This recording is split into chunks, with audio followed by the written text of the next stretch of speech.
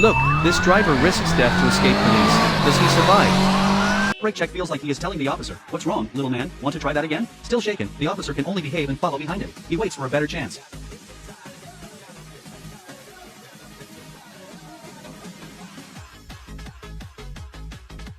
Then this guy slows down again. Just as the officer is wondering what is going on, he suddenly sees the slowdown sign at the intersection. The officer looks like he wants to cry. And this next move from this guy, I honestly do not understand. But I believe he is showing off his margin for error, while messing with the officer's head. After all, every time this guy stops, the officer gets put on full alert.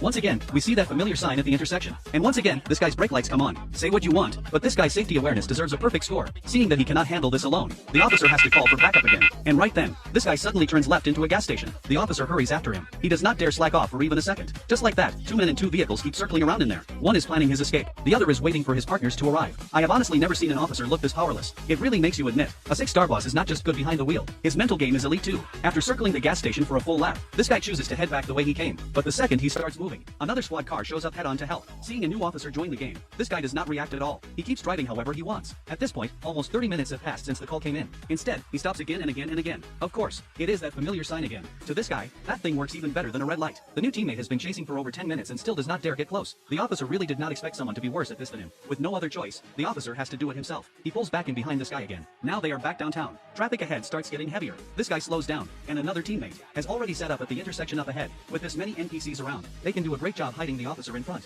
At this moment, this guy has no idea any of this is happening. He is still weaving through traffic.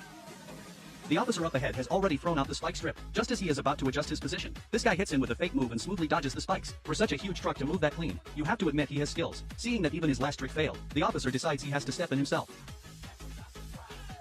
He bites the bullet and goes straight for a pit maneuver, but it has absolutely no effect on this guy. Personally, I think the officer intentionally spared himself.